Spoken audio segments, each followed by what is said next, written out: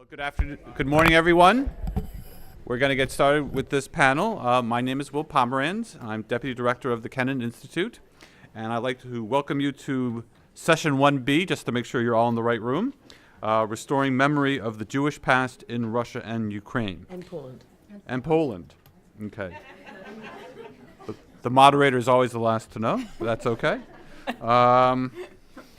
So pleased that you all could make it here. We've had a slight change in the panel. Unfortunately, SOFIA DYAK, who is the director of the Center for Urban History in Lviv, was not able to make it. So we've added the original chair, Isabella Gordon, who is here at the Kennan Institute, and I'm very pleased to chair today's meeting in her stead. We're going to begin with the presentation from Barbara KIRSHENBLATT-GIMBLETT, who is advisor to the director and chief curator of the core exhibition of the POLIN Museum of the History of Polish Jews. She is currently the university professor and professor of performance studies at New York University's Tisch School of the Arts. And she earned her MA and PhD in folklore from the University of Indiana and has served as a fellow and past president of the American Folklore Society and on many other major museum bodies as well. So, thank you. The floor is yours, Dr. KIRSHENBLATT-GIMBLETT. Thank you. There are three things I'd like to do today, and the first is to indicate how at POLIN Museum we deal with difficult history. And I'd like to do that as a kind of starting point because in the current debates that are going on around this very contentious effort to legislate what can and cannot be said about the Holocaust in Poland, POLIN Museum is often cited in a very positive way as an example of how to handle these difficult issues sensitively. The second thing I want to do is to, at least very briefly, indicate to you how we're dealing with three anniversaries in 2018. The first is the 100th anniversary of Poland's regained independence. The second is the 75th anniversary of the Warsaw Ghetto Uprising. And the third is the 50th anniversary of the March 1968 anti-Zionist, anti-Semitic campaign and the emigration, the last major wave of emigration from Poland.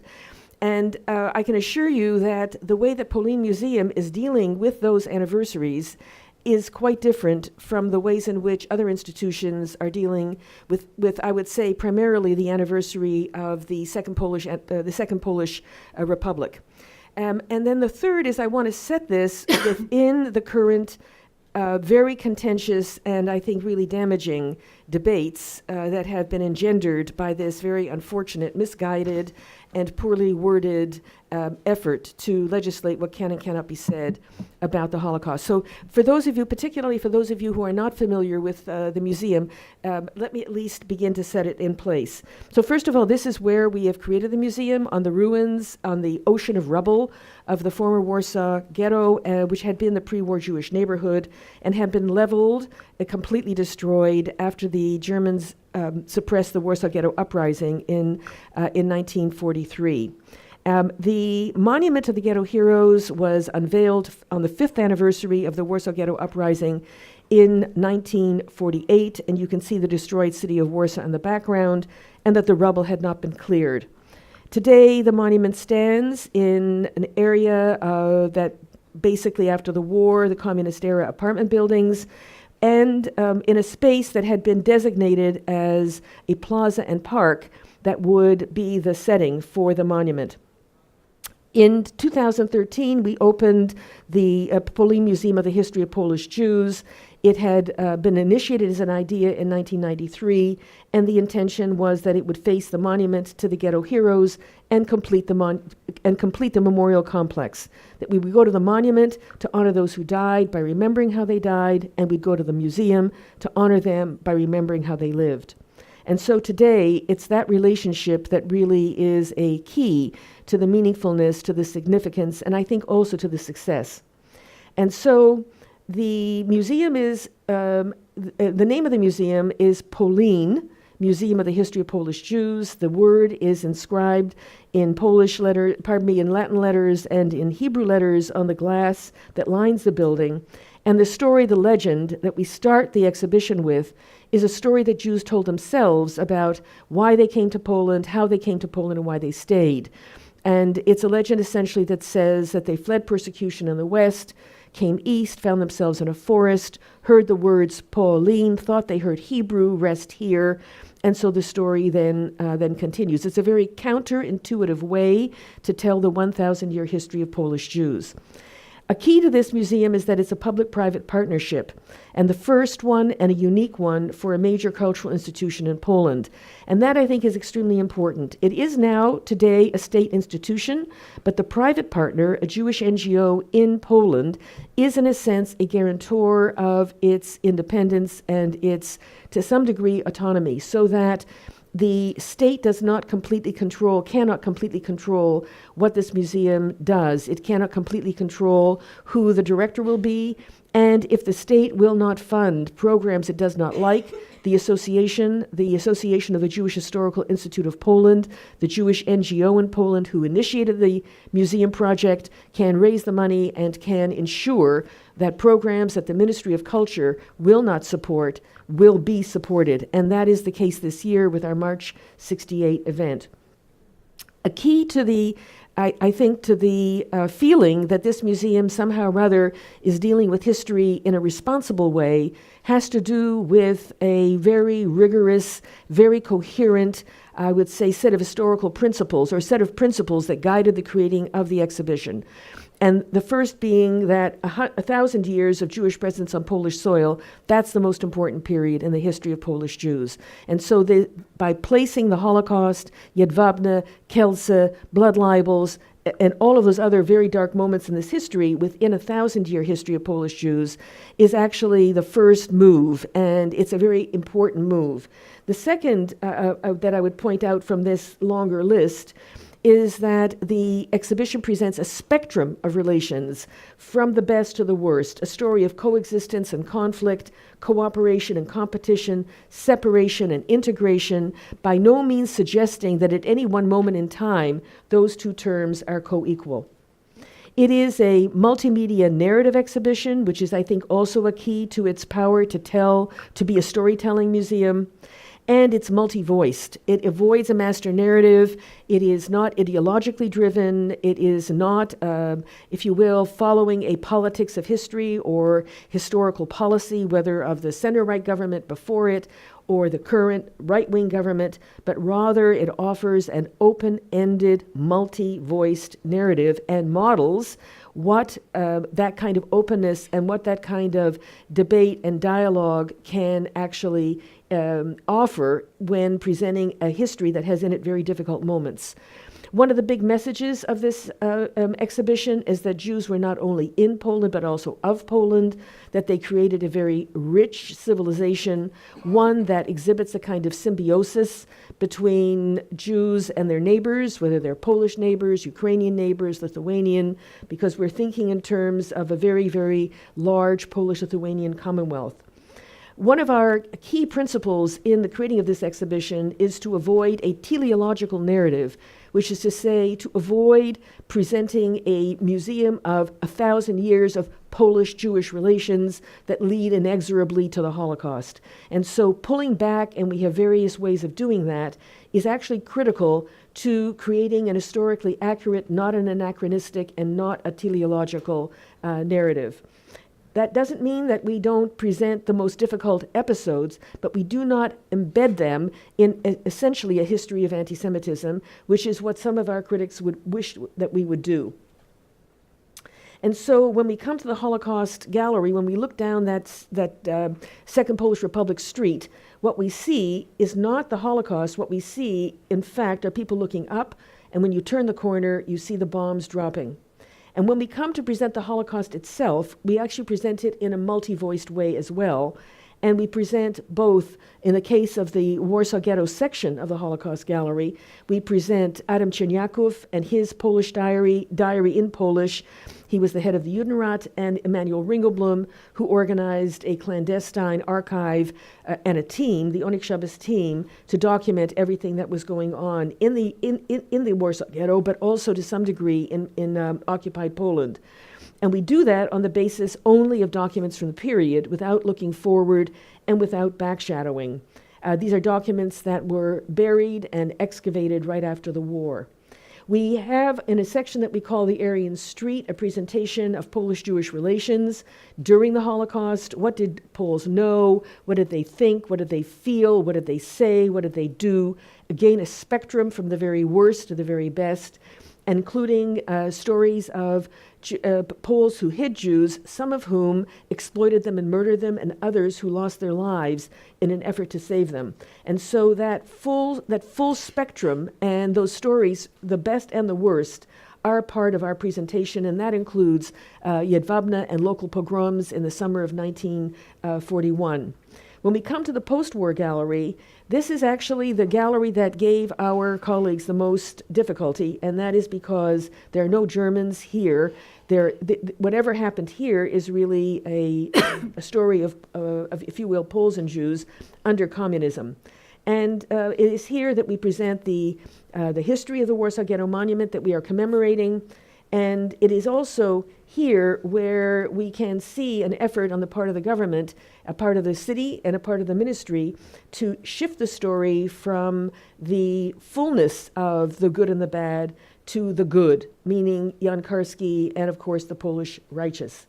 We present in the post-war period the pogrom in Kielce, and in presenting this pogrom, we present not only it, but also many other cases of violence between 1946 and 1946 and 49, and we present the multiple interpretations from the period into that pogrom with all of the documents, and of course March 68. Now, this being the anniversary of the Second Polish Republic, how do we present it? We present it for children and families using the most popular children's book by Janusz Korczak, a Polish Jew who was an extraordinary pedagogue, if you will, the John Dewey Montessori of Poland, and his story of a young boy who wanted to become king and the difficulties of organizing a government. And it is an exhibition about what civic engagement and what a government is, should be, can be. And it's done for kids and families, and this is not, I can assure you, how the regained independence of the Second Polish Republic is being commemorated in other places. As for the Warsaw Ghetto Uprising, we are commemorating it as we do every year with our Daffodils campaign, which is inspired by Marek Edelman, the last living leader of the Warsaw Ghetto Uprising, who every year would receive anonymously a bouquet of yellow daffodils and lay them at the monument in a kind of alternative commemoration. And we hand them out and explain them, create a mural in commemoration of him and of the yellow daffodils, which is actually now spread also to the United States. And as for March 68, this Obcy w domu, which I've encouraged them to translate as not strangers at home or aliens at home, but as estranged at home, commemorates March 68, again with a large mural, with a anti-hate speech campaign, and with documentation and exhibition on the emigration, the aftermath, and the experience of those who left and the experience of those who stayed. And what's happened is that with the current brouhaha over this amendment, people are making a connection between March 68 and what's happening now. Now, ostensibly, this is happening because of the phrase German death camps, which clearly is only an issue in the English language, but actually it's a red herring. It's actually not an issue. The phrase Polish death camps is a shorthand. Karski used it himself. And so what is it? It's a shorthand rather than an accusation that Poland created the death camps. So what is it really about? So this is one of the most egregious, if you will, low points in the current, I would say, scandals and diplomatic crisis, which is that the current Prime Minister of Poland equated German perpetrators, Polish perpetrators, and so-called Jewish perpetrators. And this in a conservative right-wing government's magazine recently appeared. And it's absolutely extraordinary. It's showing, if you will, a Jew, a German, or Nazi shooting a Pole. And this, the cover of Politica, which is a progressive journal showing the sort of embattled Poland defending itself against the world and all of the blasphemies of the world, and the question as to whether, under these circumstances, the March of the Living and the Israel groups will continue to come to Poland. And so what I would say in conclusion is that the current political climate, we developed our programs for this year before this crisis emerged. And now that the crisis has emerged, these programs have become even more important, and they are a way for a museum as an institution of public history to actually intervene in a way that can model what reasonable civil discourse might look like and what independent historical research that's not politically, ideologically driven, what might look like, and how a public can be engaged in it in a productive way. So I would end there. Thank you. Thank you very much, Barbara. Our second speaker is Isabella TABAROVSKY, who is Senior Program Associate here with the Ken Institute at the Wilson Center, as well as is our manager for regional engagement. She manages the Ken Institute's programming in Ukraine and the broader region. Her scholarly interests include politics of historical memory in post-communist space, with a special focus on Holocausts in Nazi-occupied Soviet Union and Jewish cultural heritage in Eastern Europe. She is a frequent speaker on the subject, and her articles have appeared widely in Newsweek, the Tablet magazine, and other publications, and she also holds an MA from Harvard University. So, Isabella, the floor is yours. Thank you so much, Will. So I'll say right away, I'm not a museum worker. I am a researcher, a scholar here at the center, as Will mentioned. And what I want to talk about is, I'll focus quite a bit in my research on what's happening with Babi Yar, with memorialization of Babi Yar. And so I wanted to talk about my most recent reporting from there.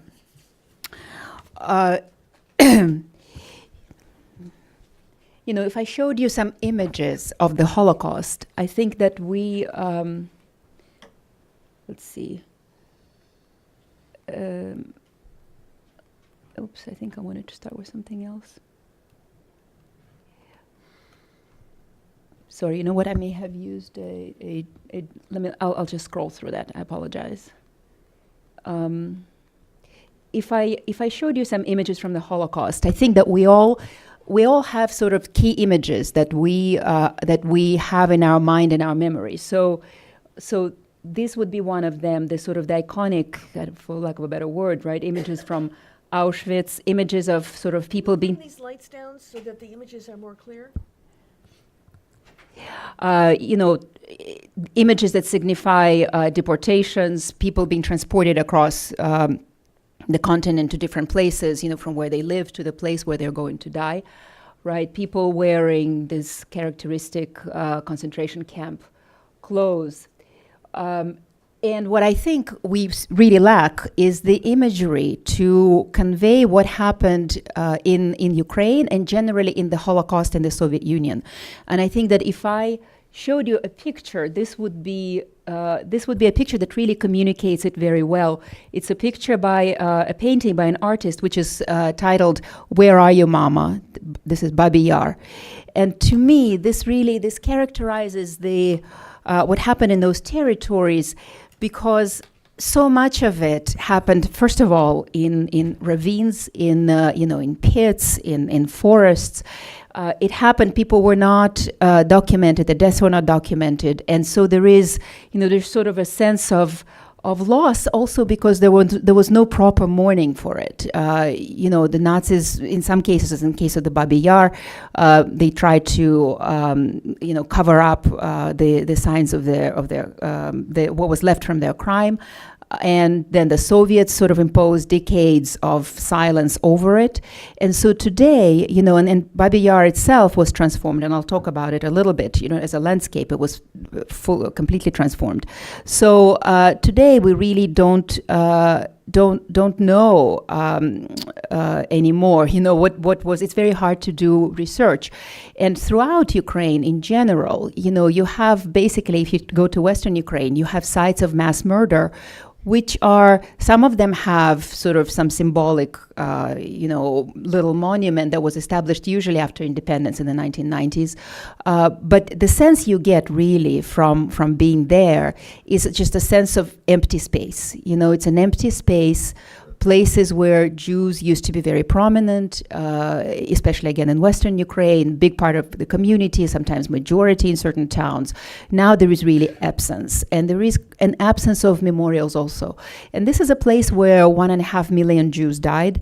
Overall in Soviet territories, now the latest numbers that we have is 2.7 million people died, were murdered. So it's very significant numbers, and they still remain to be commemorated in ways that give really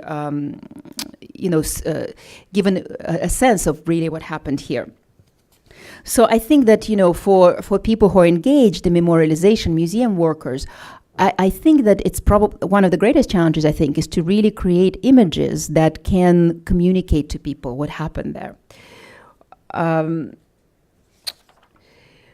Let's see. So I'll just say a couple of words about Holocaust in the USSR in general, and then move to Babi Yar. So the way Holocaust in the USSR happened, again, for example, the image of deportations doesn't quite apply here because people died where they lived. Ghettos played a fairly small role in these territories. Only Jews who lived in Western Ukraine and were close to Poland were often transported, were ghettoized, and then sometimes they were transported to concentration camps. It was a very short distance, but most of the time people died right where they were. Collaboration levels were very high, and this is one of the obstacles really in commemorating this, because local governments really don't want to deal with that issue, and it's what makes Ukraine, for example, quite different from Poland. The level of death here was also very high. I believe that in Poland, it's 90% of Jews who were murdered. In Ukraine, it's 97% of all Jews who remained in the occupied territories died. Some evacuated, so I just want to make sure people understand it's those who stayed. So, and that was only possible because local population was helping, because people, if they, first of all, the number of those who managed to escape massacres was very small, but even if they escaped, they had nowhere to go because of the largely hostile population. And of course, as always, we have to say that there were those who saved Jews, absolutely, they were righteous in Ukraine as well. But it is, it's the collaboration we often talk about, because it is in fact so significant, and in Ukraine it's a very difficult issue to raise. And here I want to recommend, so this was actually, in this territories, Holocaust was very much communal violence. I can recommend the latest book by Omer Bartov, Anatomy of Genocide. It's a really excellent reconstruction of how this kind of communal violence became possible in a small town in Western Ukraine. So now, what is Babi Yar? I'm a little bit concerned about the slide order now, but let me see what happens. No, I have to go back. I apologize. I think this. Okay, so this is one of the original photos of Babi Yar. Babi Yar was actually a series of massive ravines outside of Kiev, natural ravines. They had been there. The first time it's mentioned, I believe, is 15th century. By the time we get to the 1930s, 1940s, it's a place where there are a lot of, on the one hand, it's a place where people go for recreation. On another hand, the term that's used is that it was sort of a necropolis. A number of cemeteries were formed here, Jewish cemeteries, Orthodox cemeteries. So the word necropolis is often used. Nazis entered the USSR on June 22nd, 1941. They moved very quickly through Ukraine. By September 19th, 1941, they are in Kiev. And, a series of, I'll just go through chronology very quickly, a series of big explosions happens in Kiev. The Soviets, before retreating, had mined the entire center of the city. So the entire center of the city burns for days. The Germans can't put out the fire. The local population can't put out the fire. When they finally manage to do this, they immediately turn to seeking who they thought was the perpetrators, and they say that the Jews were the perpetrators. And so they begin the action. I believe on, I can't remember the specific date, but toward the end of September, a notice appears throughout Kiev that says that all Jews of Kiev must show up in such and such a place. And on September 29th, people begin to march toward that place. And you know, one of the things about the Holocaust in this part of the world also is that we have so few pictures, at least to the best of my knowledge. Maybe there are some in archives, but again, it's, you know, until the 1990s, really, nobody could do archives because Soviet archives were closed. And so we're just now learning. So I'll just show you a few, you know, there are paintings that I think really reflect what was happening. So this is sort of the, you know, Jews of Kiev walking through the streets of the city, you know, with all of their garb. People were told that they will be put on trains to go to Palestine. And, you know, as they keep walking, so you can see here, you know, we don't know if these two people are, you know, if they're saying goodbye to one another, if maybe they're concerned neighbors who are watching. You know, there are a lot of reports of actually people standing outside and watching this whole procession. People, as you see beyond the window. And as they get to the place, you know, there is sort of this, what's referred to as a dehumanization line, when suddenly, you know, the path narrows, you know, they're taken, you know, their clothes are taken away, their food is taken away, their all of their possessions, documents, and then suddenly they find themselves between this line of Ukrainian police who are beating people, partly in order to confuse them. And then they are, you know, completely undressed, and they're at the edge of the ravine where they're shot with machine guns. And the reason we know this, and this is one other thing to realize, is that, you know, there were so few survivors. You know, over the next 2 days, September 29th, September 30th, 33,771 people were murdered by hand, by bullet. In 48 hours, it was the largest massacre, I believe, at the time, you know, of such a large number of people in such a short period of time. The reason we know it is because of a single testimonial by a woman named Dina Pronicheva, who managed to actually had enough of a presence of mind, and also had the luck of not having the Jewish looks, the typical Jewish looks. And also she was married to a non-Jew, so she had a non-Jewish last name, and her passport did not say that she was Jewish.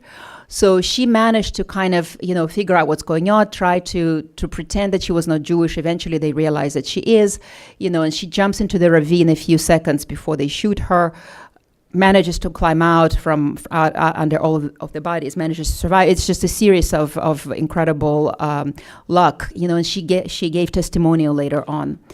So, you know, so after those first 2 days, the killings continued. We don't even know exactly how many people were killed there. They were not only Jews. I believe one of the views is that 50 to 75,000 Jews were killed, and altogether 100 and up to 150, and some even say 200,000 people were killed. Why do we not know about it? Because, first of all, the Nazis, before leaving Kiev, began to try to exhume and burn the bodies. They used Soviet POWs to do that. And here I'll actually show you a few pictures from, so this is at the site of the murder. These are, you know, you can see there are some soldiers rummaging through the clothing that was left. And this is the Soviet POWs who were, you know, dealing with the bodies. You know, the reports are that when they started burning the bodies, the smoke over Kiev just hung for months. This is, you can barely see it, you know, it's the bodies that the Soviets discovered when they entered the city. So then the Soviets impose a veil of silence over it. You know, they collected enough information so that they could use it at Nuremberg. But then in 1950, they decide to get rid of the problematic spot altogether. And so one of the things they do is they dump some industrial waste there and build a dam. In 1961, the dam breaks and the waste pours into the city with a wave that was like 14 meters high. into the part of the city called Kurenyovka. Over 30 buildings were destroyed, some 1,500 people died. And people were saying that, even though nobody talked about it, of course, everybody knew what was there. So people were saying, well, this is the Babi Yar's revenge. So then after the Soviets deal with that, they just sort of level out the ravine. They decide, we're going to have a park there. We're going to have some, entertainment there. And that's what it basically became. This is how we arrive to the 1990s. Now, a few memorial events happened there. Relatives tried to get together there and mourn the victims. The police sort of disperses them regularly. In the early 60s, the Yevtushenko poem comes out, which draws attention to the whole tragedy. In 66, there is a novel, Babi Yar, published by Kuznetsov, who was a witness to a lot of what's happening in Kiev, including the Babi Yar massacres. And it's an excellent novel. I highly recommend it. It was published in the Soviet times with significant redactions. He actually had to flee. And it's a really excellent eyewitness account. Again, we don't have that many of them. And then finally, in 1976, the Soviets built a memorial. Let's see, I apologize for this. Okay, these are just some pictures of Ukrainians greeting the Nazis. That's Dina Pronicheva. Okay, so here the Soviets build this memorial, which has the plaque on it, to the peaceful Soviet citizens who were murdered here by fascists. The phrase, the peaceful Soviet citizens, become sort of a classic. The Soviets never wanted to acknowledge the specificity of Jewish suffering. In essence, it was a denial of the Holocaust. There were various complex political reasons, internal political reasons, but this monument is what we have there by the 1990s. So then the 1990s arrive, things open up, and various groups start to install their own monuments at Babi Yar. So this is the Israeli monument. There is this memorial to the children who were killed there. This is a memorial to Ukrainian nationalists. There were 621 Ukrainian nationalists who are said to have been shot there. Today, researchers are saying it's not proven. They may not have been shot there, but this is an important point, and I'll come back to it in a moment. This is a memorial to Olena Teliha, who was also a Ukrainian nationalist during the war, a poetess, but who called for destruction of the Jews, who really supported the ethnically pure Ukraine and supported the Nazi policy of annihilating the Jews. So, the place, there is nothing in the place that really can convey the horror that happened there. If you go there today, again, it's a park, people are drinking beer, they're walking their dogs there. And in a way, I say that it would be as if we never commemorated Auschwitz, for what it is. And a lot of people have felt that it needs to be done. There have been attempts before. Now there is a serious attempt, and this is what I really reported on recently. This is a project that's called Babi Yar Holocaust Memorial Center. And it is, its founders are four Ukrainian, Russian oligarchs, as they call it, really wealthy businessmen. They announced it at the 75th anniversary of the tragedy in September 2016. And they, to my mind, they're doing a really great job, and it's not just me. They're earning really praise from people, senior people at the Holocaust Museum here. Dr. Dariusz Stola, the head of the POLIN Museum, is also very much in support and believes they're doing a great job. Yad Vashem supports them. They have an impressive supervisory board chaired by Natan Sharansky, includes Joe Lieberman, an academic council that includes really everybody, all the best scholars of the Holocaust. And they have a great ambition. They really want to create a museum, a research center, an archival center that compares to the Holocaust Museum here, to the POLIN Museum in some ways, to the Berlin Museum. They got a plot of land. That was another complicated issue because, as you can imagine, it's a huge territory, Babi Yar, and in a territory like this, where so much desecration and so much, construction and all kinds of things have been going on, and sort of catastrophes like that Kurenyov disaster, it's important to know where you can build, right? Because we can't build over the bones. So this group has gotten the permission from some international halachic authorities. It seems that everything could be going forward, but there is a lot of resistance in Ukraine at the level of those who who control the national narrative in Ukraine. And here it's not unlike in Poland, except that I think that Poland, one might be surprised to hear it given the current crisis, but Poland is really light years ahead of Ukraine in terms of dealing with its role in the Holocaust. Ukraine really has never done that on a deep level, on a national level.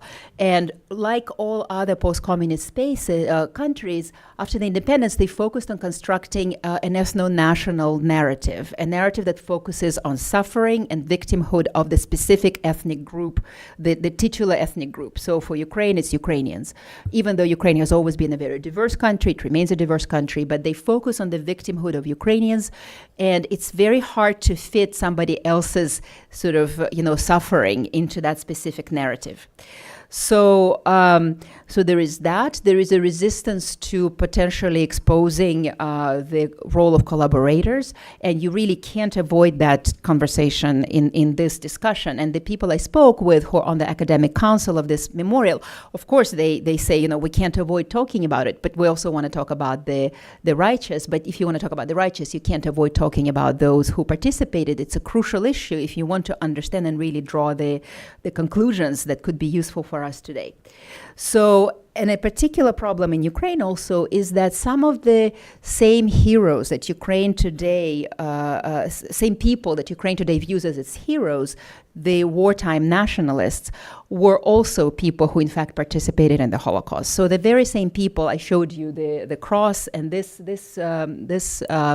poetess, they're heroes today. So how do you tell a narrative? How do you tell a story where your national heroes suddenly become, more complex figures, where you suddenly realize, wow, they also participated in the murders? So today in Ukraine, at the sort of governmental official level, they're very much afraid of doing that, in part because Ukraine is at war with Russia, and so it needs that sort of national unity, and there is a fear that if you complicate the narrative, you will lose the national unity. Okay, 1 minute, really? All right, so let me just jump to some of the conclusions that I want to make.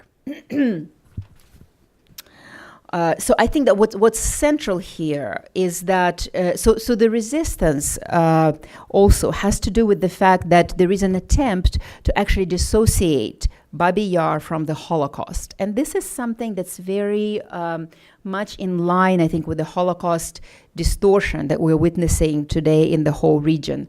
Barbara referred to, showed that striking picture of Jews and Nazis murdering Poles. Ukraine has that subtext also, because Ukraine had its own sort of national tragedy, the Holodomor, the forced famine. The popular narrative holds it that it was Jews who were responsible for that. And in a way, they want to equalize the two tragedies and say, well, you Jews were at fault for Holodomor, therefore, sort of don't talk to us about the Holocaust, or it's sort of, we are even. Here's our tragedy, here's your tragedy. Let's not talk about it. There is now an alternative project that that Joseph Zisilis is his name.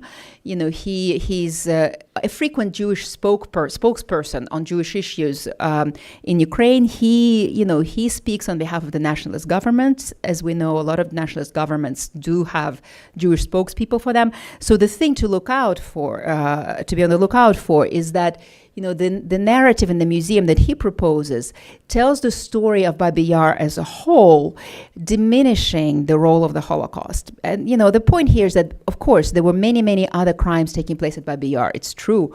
But it was the Holocaust that put it on the map, and it makes Babi Yar, part of this whole international constellation, right? Part of the international crime of the Holocaust. That's what makes it so unique and important. And there is an attempt to diminish that story. So for you as museum professionals, really, this is just my last words. What I was thinking about is, what is it that American Jewish museums, if this is at all a topic that you cover in your museum, what can we do to really help, bring the story of Babi Yar to American audiences, and with it more broadly, the story of how the Holocaust unfolded in the USSR, because it was very, very, it was different. The mechanics of it were different. The organization of it was different. And I think we need to know it. So maybe, maybe on the days of, on Yom HaShoah or the International Holocaust Remembrance Day, maybe we choose to tell the story specifically of Babi Yar or of many other tragedies that happened, many other massacres that happened in this part of the world, to just begin to bring the story to people. Maybe begin to include some of these images in your exhibitions. One of the articles I wrote recently, and there are copies outside the room, The Forgotten Holocaust, the films of Boris Mavtser. He's an Israeli documentary filmmaker, and his films are excellent, and they really yield themselves very well for educational purposes. And they're all available online, so if you want to pick up an article. This is an opportunity for everyone to become engaged in this topic. If you're interested in connecting with the people who are building this memorial, I think they very much would appreciate support. They're trying to, do the reach out and get popular support and make sure that, try to get support from others and internationally so that this project actually does take place and is not just sort of slowly and gradually killed by, in sort of some national politics in Ukraine. One final thing I want to add with Joe Lieberman's quote. I interviewed him for my piece on the museum. He actually said something I'd never thought about. He said, the Holocaust in the Soviet space actually has a lot of relevance today, because today, we've done a really great job at stigmatizing, right? The things like death camps. Nobody today probably will be building crematoria, but today people continue to perpetrate genocides where people are killed and left in mass graves, and nobody can find those mass graves for years and maybe even decades. So that's a particular relevance of that story to today. Thank you so much. Thanks so much, Isabella. Our third speaker is Ludmila Gordon. She is a museum exhibition developer and researcher specializing in cultural and political history with over 20 years of experience in developing collections and exhibitions in the United States, Canada, and Russia.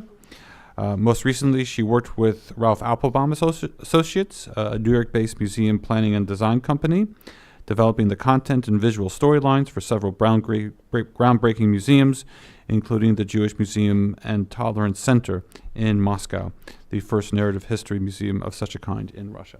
So, Ludmila, the floor is yours. Well, it's a bit hard to talk about observational points about museums in Russia after such a passionate talk Isabella just delivered. But after Isabella and Barbara, we can already conclude that what used to be a rather boring word, museum for nerds, has become extremely charged political issue, and it's now international discussion. I was lucky to be part of the international team charged with creating the exhibition of the Jewish Museum and Tolerance Center in Moscow, and I can talk about that in considerable details, but here now I have 15 minutes to talk about Jewish museums in Russia.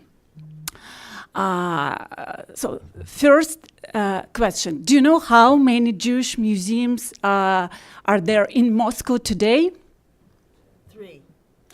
There are 3 Jewish museums actively inviting visitors, and it sounds very good. And let's look at this fact from the local perspective, and to examine the reality behind this fact.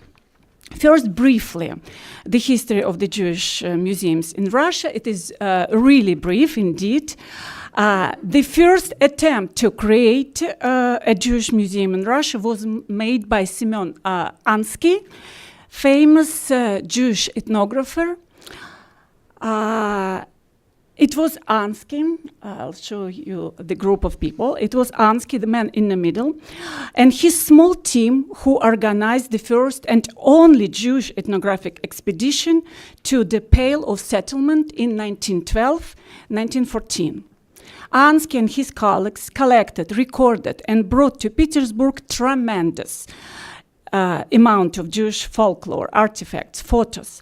These collections laid the foundation for the first Jewish museum in Russia, which was opened indeed in 1917 in Petrograd, at the time in this very building. It was opened for a few months, then closed due to revolution upheaval, then it was opened again in 1923. 6 years later, it was closed for good. Artifacts were divided between various Soviet museums. That was it. Several decades of the Soviet rule have passed.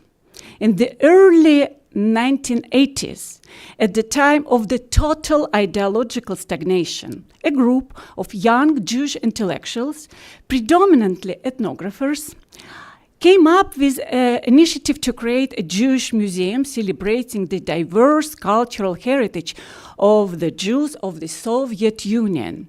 That includes really broad territory and many subgroups. The participants organized an informal group called Jewish Historical and Ethnographic Commission. They started research in order to locate and reunite findings of the Ansky expedition and his first Jewish museum.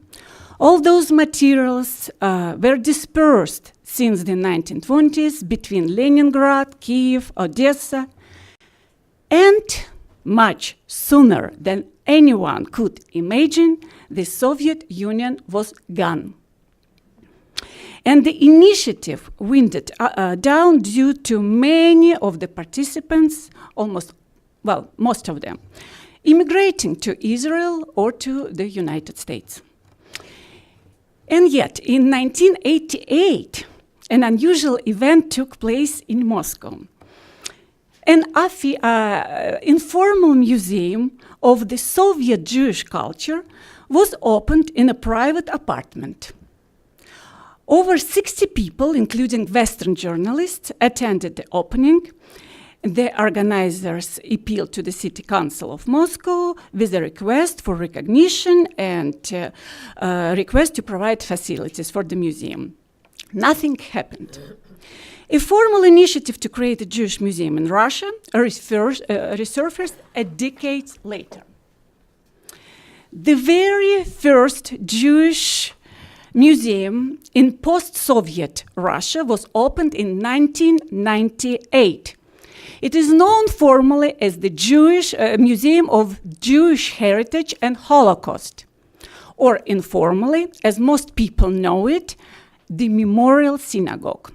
At the time, the government of Russia created a memorial complex dedicated to World War II, located on a large hill in Moscow known as Poklonnaya Gora, the Poklonny Hill.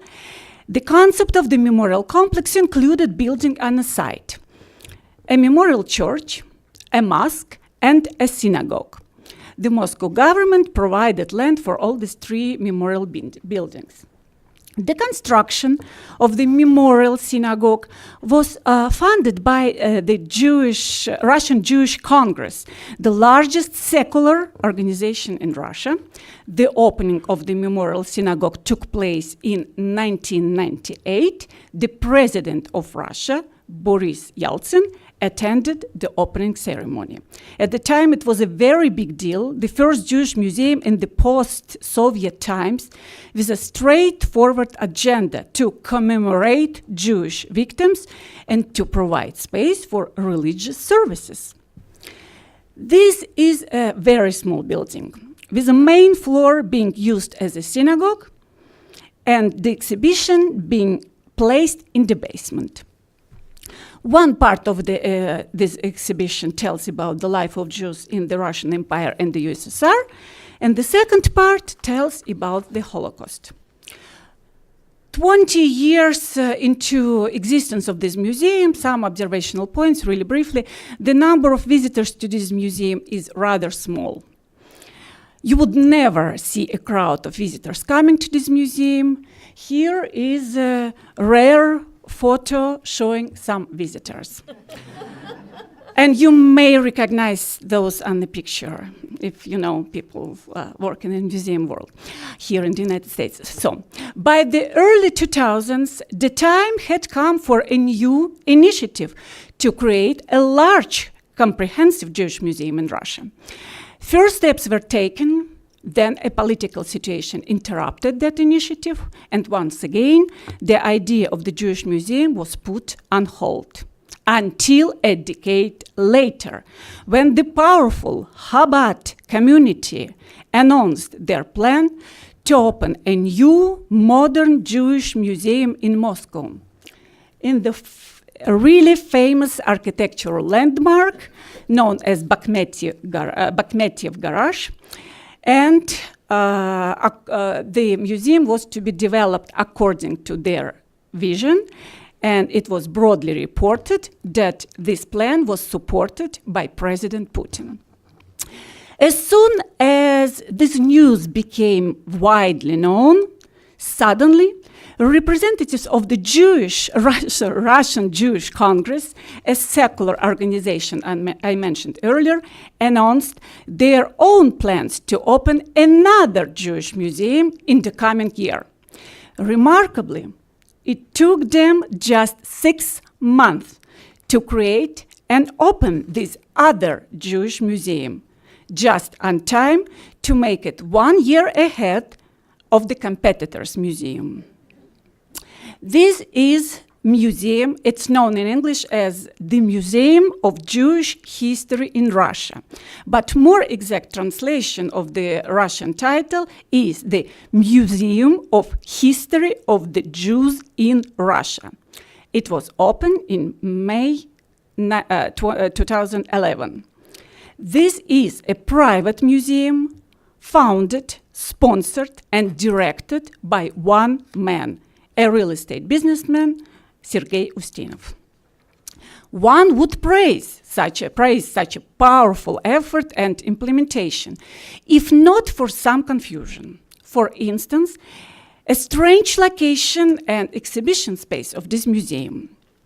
The Museum of History of the Jews in Russia is located inside an apartment building, behind the unidentified door. I made a Google Maps photo so that you can see this museum entrance. The official direction posted on the official museum website is quite creative in helping visitors to find the museum entrance. I quote, "The museum entrance is located between the Raiffeisen Bank and the Gustatory Cafe." So you can see the gray door in the middle. Yet a puzzling location does not reflect the quality of this museum. The collection is exceptionally rich. It consists of over 5,000 artifacts. Only 1,000 of them are displayed in the packed galleries. The exhibition space is very limited, basically several rooms and hallways of this apartment. The museum tells about various Jewish religious groups that lived on the territory of the Russian Empire and the Soviet Union. The exhibition does not include a gallery reflecting on the events of the Holocaust. And yet the specialists working in the Jewish studies field appreciate this museum very much for its impressive collection. Curators of this museum organize interesting exhibitions and talks. Here you can see the opening of one of such exhibitions in partnership with another Moscow Museum of the Theatrical Art. And finally, in November 2012, the Grand Jewish Museum and Tolerance Center arrived in Moscow. The president of Israel, Shimon Peres, came to open the Russian Jewish Museum and Tolerance Center. The museum occupies the famous Bakhmetiev Garage, designed by Konstantin Melnikov and Vladimir Shukov. That was designed and built in 1924, and it's really impressive landmark. The exhibition was designed and installed by American museum planning company, Ralph Applebaum Associates, that preserved the initial constructivism concept of the large open space and developed the content with the help of international team of historians led by Ben Nathans of the University of Pennsylvania. At the time of its opening, it was the first interactive multimedia narrative museum in Russia. The permanent exhibition covers the chronological period beginning with the times of Catherine the Great, the partition of Polish lands, and concludes with current days. It does include central gallery devoted to World War II and Holocaust. The exhibition design includes all the most impressive and advanced museum exhibition tools, including theatrical reconstructions. Here you can see Market Square in the shtetl, or holograms. This one, for example, provides visitors with an opportunity to join a religious family during the lighting of the Shabbat candles. As you hear, the name of the museum includes Tolerance Center. So, given that it is a formal part of the title, I want to show you the Tolerance Center part of the museum. This is basically it. The concept of the Tolerance Center yet is unique and new in Russia. Here you can see visitors to the museum that reflect the place of this museum in today's Russia. There are good news. I really appreciate this one. During the last 2 years, basically, the 2 Jewish museums have begun organizing joint exhibits. One of them you see on this site, and this is really to the benefit of all parties involved and mostly the audience. Interesting thing about museum is many new things came with this museum to museum world in Russia is children's program of this museum. But to be objective, the most popular and active program and best known in Moscow at the Jewish Museum and Tolerance Center is the Center of Avantgarde. This program is fully focused on the avant-garde art of the 1910s and through 1930s. The center organizes all the time creative exhibitions, and you can see one of such exhibitions on this slide. Just to give you one concrete example, a curator contacted all the major fashion houses around the world, asking to provide one example of design influenced by the Russian modernist artists. And remarkably, the fashion houses from around the world sent most impressive samples, indeed based on or influenced by the Russian avant-garde art. And maybe the most popular and well-attended, because it's free, is the film program of this museum. Just as I was preparing for this panel, I looked at the site of the museum just to see what is happening nowadays. And to my surprise, I found this intriguing announcement: the screening of the thriller and discussion, The Talented Mr. Ripley. In fact, you can see at the bottom of the screen, the announced moderator is Uri Gershovich, a scholar of the Jewish thought and mysticism. A few words to move away from each museum, unless you want to see this in Russian. 6.5 years have passed since the sensational opening of the Jewish Museum and Tolerance Center. On one hand, it has proven that a global museum boom has reached Russia in its full force. On the other hand, it has proven an old saying: your reputation precedes you. This museum has a complex story behind its creation, and it has many similarities with what is happening with Babi Yar Museum. Behind history, complex history stays with the museum after it is being already opened. Rapid changes during the development, detours from the original plan. In the end, this particular museum was founded, sponsored, and led by a certain group of people and remains being controlled by them. This museum has never become a particularly popular cultural destination for the broader audience, neither for the locals nor for the tourists. In comparison, for example, with the POLIN Museum in Warsaw or Jewish Museum Berlin, as you have probably noticed, I repeatedly pronounce the full title of the Jewish Museum and Tolerance Center. I do it on purpose. Why? Because if you hear how the locals refer to this institution, you would hear just the center. What may appear as a simply more convenient abbreviated way to address this institution is in fact a very characteristic reflection of the chosen perception and preference to underplay the Jewish museum part of the title. Remarkably, even the streetcar stop by the Jewish Museum is named just the museum. The noticeable absence of the Jewish museum part in the reference to this museum is not because of the anti-Semitism.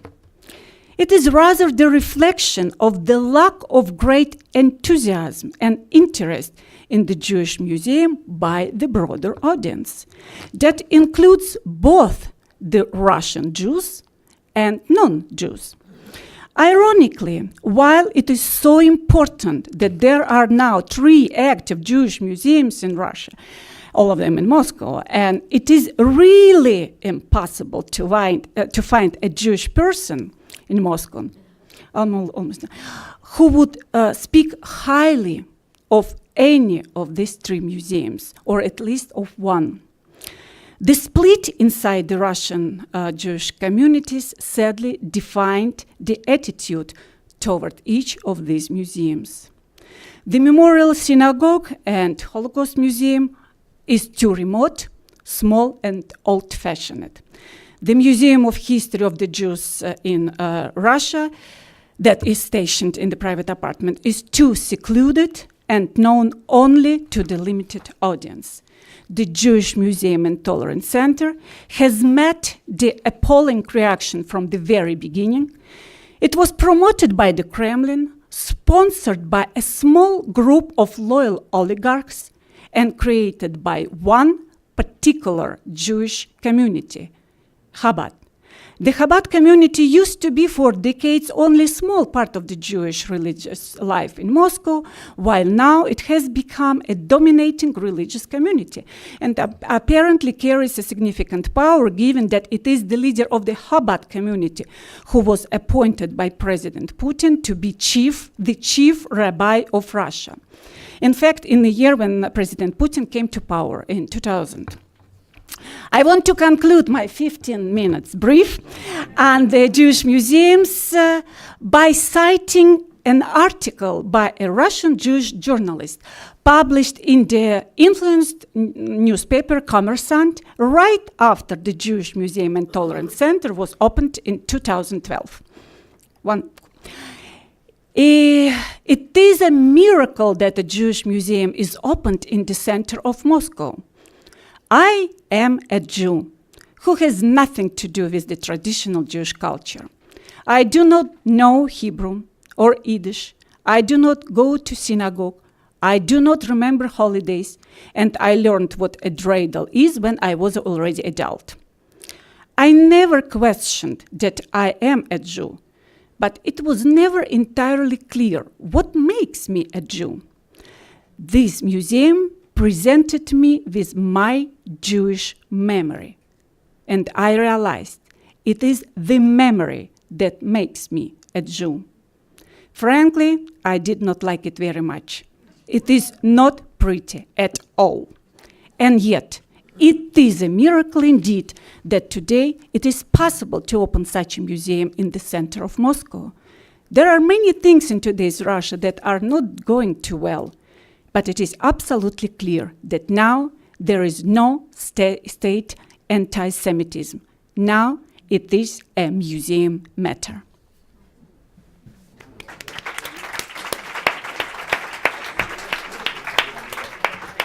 Well, thank you very much, Ludmila. And yes, I think your opening remarks about the increasing relevance of all these museums and all these discussions have been really brought out very prominently in all three papers. I'm just going to throw the floor open for questions from the audience.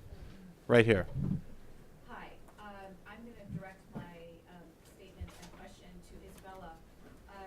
Denver, I don't know if anybody knows, but there is a Babayar Park, it's known as Babayar Park in Denver, Colorado, that memorializes the events outside of Kiev in Ukraine. And we have a memorial event in September every year that we invite the community to. Recently, we brought an exhibit by, I don't know if anybody's aware of this gentleman, Father Patrick Dubois, and he has an organization, Yahad in Uno, and his educational program is called Holocaust by Bullets, and they are a team of people throughout Eastern Europe are researching these ravines, these fields of murder across Eastern Europe, and interviewing people who were witnesses as children to these roundups of Jews who were taken from their homes, walked to the ravines, and systematically shot and murdered. So Holocaust by Bullets refers to these roundups by Eastern European communities, and the eyewitnesses are telling the stories of what happened. And I think Father Dubois he's from France, the organization has about 4 years to actually go to the ravines, and they don't mark them, they don't memorialize them, they don't feel that they should. It's very complex issue as to whether people should know that they exist, but they do a memorial marking them as that they found these people, and they do some kind of little ceremony. But the work of Father Dubois is really becoming wider known, and the educational program is becoming wider known. But a lot of people don't realize, and I've done Holocaust education for a very long time, that the first, the murder of Jews at the beginning of the Holocaust were by bullets, roundups, and just systematically shooting people. And that was, like you said, 1.5 million Jews. Babayar, they really, the research has shown that that the victims did number 200,000. And I think that as work relating to Holocaust education continues, that organizations and people like yourselves really should, we should all be aware of the work we're all doing and how to put that in our museums as a component of Holocaust education in general. Thank you. Thank you. Interact with him at all? Father Dubois, I've never personally interacted with him, and it's on my to-do list. He's actually here in Washington. Of course, I'm very well aware of his work, absolutely, and I know that some of the testimonials that he's collecting are very much used by people, in fact, in Ukraine. There are some local organizations that are trying to reconstruct what happened in some specific local places, and they rely on those testimonials very much. So yeah, absolutely. Thank you so much for your contribution. My question's for Isabella. So in the immediate post-war years, did the Soviets have any trials or reprisals against Ukrainian collaborators? Yeah, I mean, they really pursued them for a very long time. I think until, I don't know the exact date, until the mid-50s or so, there were actually, there was there was fighting that continued in West Ukraine. Trials and reprisals, yes, absolutely. The Soviets actually, I believe that they did more trials than anybody else. The only thing is that they did them, these people were tried not for their crimes against Jews. They were tried for being traitors to the Soviet Union, for having collaborated with the enemy. This is kind of a general question for the three of you, but what are the conversations between the Jewish museums and Holocaust memorial centers in Eastern Europe in the ex-Soviet countries? What are the conversations between you guys? Because I hear a lot of the similar themes of national unity, suppressing Holocaust history and Jewish history. So how do you guys collaborate together, learn from each other, speak with one another? Barbara, why don't you start with that one? I'm actually on the academic advisory board for the Jewish Museum and Tolerance Center in Moscow. First of all, I think positive development is, for example, that particular museum and a new small museum in Lithuania have joined the the Association of European Jewish Museums. So that's a very, very important step for them to be part of the network of Jewish and Holocaust museums in Europe. There is collaboration, I think, in terms of temporary exhibitions, but I don't know beyond that. We visited them, they visited us, but beyond that, I don't know. I do know that they have that the Moscow Jewish Museum has reached out. That is to say, the Jewish Museum and Tolerance Center has reached out to other museums in Europe but basically for temporary exhibitions. It's been more, I think, along those lines than anything else. But what do you think? I think you pretty much answered. I think it's important to think that all the museums should discuss, and basically it happens during conferences or exceptional case like Barbara. It's very important that Barbara was invited to be part of what's happening in the Jewish Museum and Tolerance Center.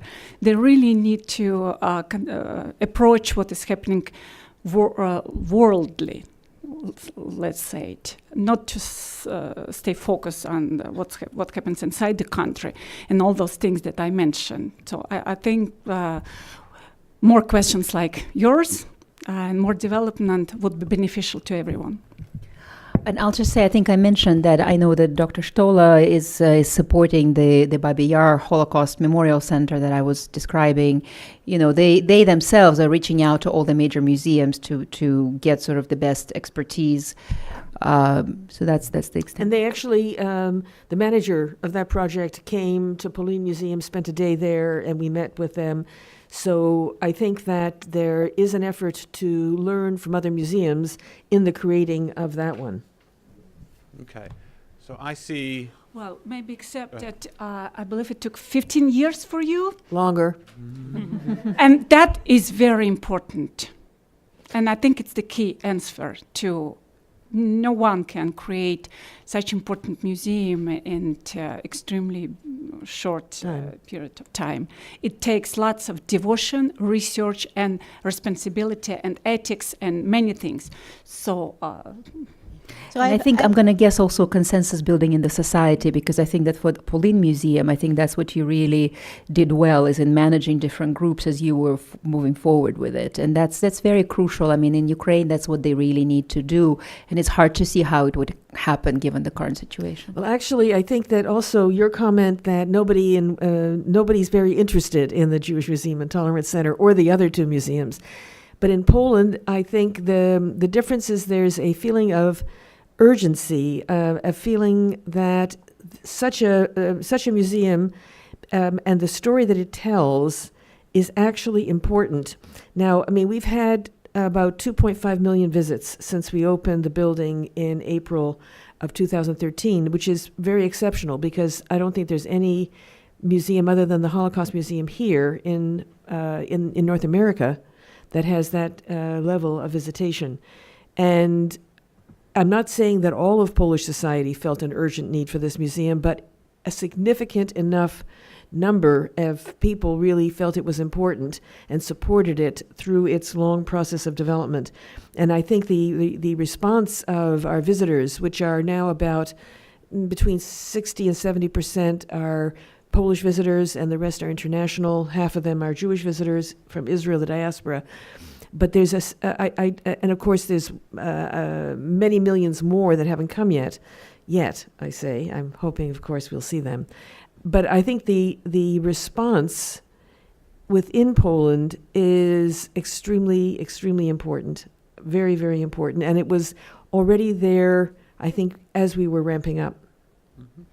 We're going to take a bunch of questions simultaneously. So we'll start here and then move over here. So my question is about the research that you were able to do. Can you speak a little more to the opportunity to gain access to the archives in Russia and what that did for your institutions? Okay, and let's take some questions over here then.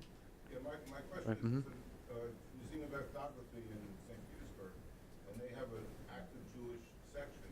I was surprised that you left that out in the Okay, and right here? Mine isn't a question so much as I'm Fred Wasserman, and I actually worked with Ralph Applebaum Associates on the development of the Jewish Museum and Tolerance Center.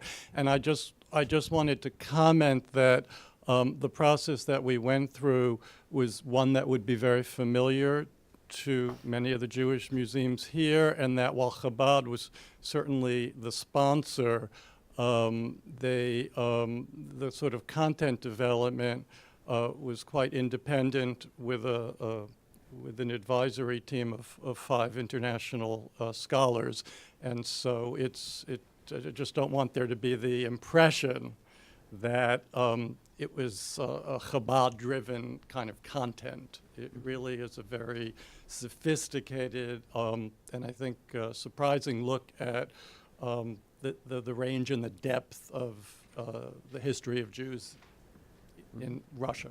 Okay, and we had one last question up front here. Yeah, my question is also We're going to get a microphone to you right here. Thank you. Yeah. I also have a question about research, and I guess my question is about what research may have been done, or if it is to be done, how, I'm just curious, if there are measurable differences in, I guess, behavior socially after such a memorial is opened, and how that sort of behavior goes into the shaping of the memorial itself. And I think that's a question specifically for POLIN, as it is it's already so very open, whether there's been research around how behaviors have changed as a result. So I think there are questions there for everybody. So, Barbara, do you want to kick off? Sure, thanks. If I understand the last question, it's about impact. Mm-hmm. So, first of all, we were fortunate to get support, outside support, to do the most systematic, most professional visitor research. So we really actually know a lot about our visitors immediately after they visit, and then weeks after, months after. And I would say that we can't, usually that question is a question as to whether Poles are less anti-Semitic after they visit our museum. I mean, I hate to put it so baldly, but that's usually really what's behind the question. And I can't,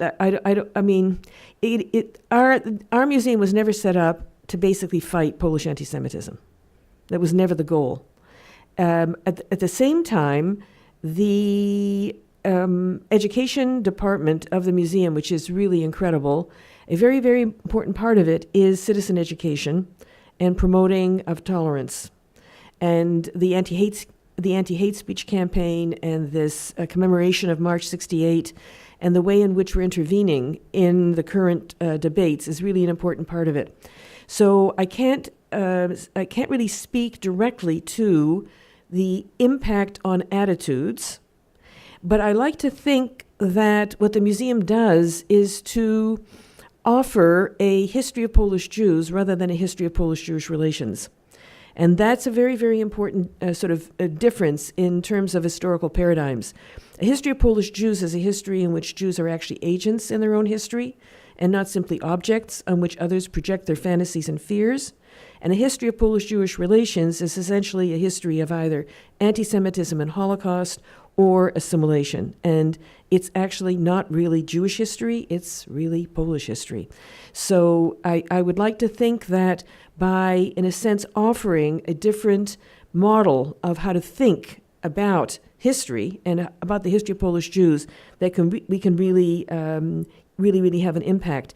If I can just quickly speak to Fred about the Jewish Museum and Tolerance Center, I do think that they were very fortunate to have a superb academic team, really wonderful historians, and I think in large measure what you've said is correct. However, deep down in the DNA of that museum, it is very, very Chabad. And it's there. I would say that the historians had control over the perimeter of the building, the perimeter of the exhibition. That is there because, in fact, that exhibition doesn't start with the Russian Empire taking a piece of the Commonwealth. That exhibition starts with Genesis. The history of Russian Jews starts with Genesis. So let's be clear. I can't believe that Ben Nathans believes that the history of Russian Jews starts with Genesis. And I can't believe that Ben Nathans would put at the absolute center a completely trans-historical shtetl, which is this paradise lost of an integral Jewish way of life, and then line it with Judaism, a living religion. This is pure 100% Chabad. And to their credit, the historical line that goes around, which is very Applebaum and very much the historical committee, is really very, very, very, very interesting and very, I would say, respectable from an academic historical point of view. But what I found fascinating is when I asked the leaders of this project, who's the museum for, they said, they wanted, it's obviously Kirov, it's obviously their outreach to make Jews more Jewish in their idea of what it is. But then they also said, but, for the non-Jews, for them, we have Genesis because they don't know anything about the Bible and they love the stories. And we have the Great Patriotic War, and we have the Tolerance Center.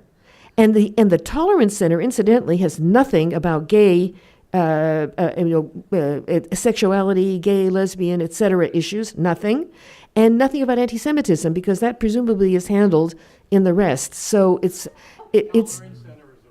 that's something else. But Putin is a thing about tolerance centers. He wants them everywhere. So, you can speak to that, better than I can. Okay, so maybe I'll just stop there. LUDMILA, No, we'll let you pick up there, LUDMILA. Okay, I just answered several things. Thank you, Barbara. Thank you for your great what presentation. Barbara did, she gave very sophisticated explanation. I was trying to, as I said it from the very beginning, 15 minutes, you really have to be very brief. I was trying to deliver the perception by the locals. This is what I was trying to tell here. I mentioned I was part of an international team working on the exhibition, and I am extremely proud of the work that we have done, of everything, except the cartoon about the Genesis. Oh, you're lucky the whole exhibition wasn't that, because they wanted Universal Studios. Okay, so because Genesis is 4D presentation, and it brings you into some extreme experience. Okay, so we back to serious matter. I was very proud of what Ralph Applebaum was able to research, create, and the concept, everything. What I was talking about probably my personal resentment and kind of disappointed 6 years after, how this museum is perceived by the locals. And the conversation about Chabad, it's, again, sophisticated explanation is one thing. Another thing, this is reputation, nothing you can do. You talk to intellectuals, Jewish intellectuals, and they either never go to the other museum, they never even checked it out, or they know all about it, everything. They never visited this museum, but they know everything, and it's really impressive how much of this kind of emotional relationship between all these people. So it's about museum and exhibition is one thing, but the target audience, this is something that is always important for any new museum to analyze and conclude. Next thing, mentioning the Museum of Ethnography in Petersburg. I did mention it. I talked about Ansky expedition findings, and I told that it was divided and dispersed between Leningrad, Kiev, and Odessa. Part of the Museum of Ethnography that has DYAK, this is everything from Ansky expedition. So we have, and of course it's very rich because Ansky found really treasures.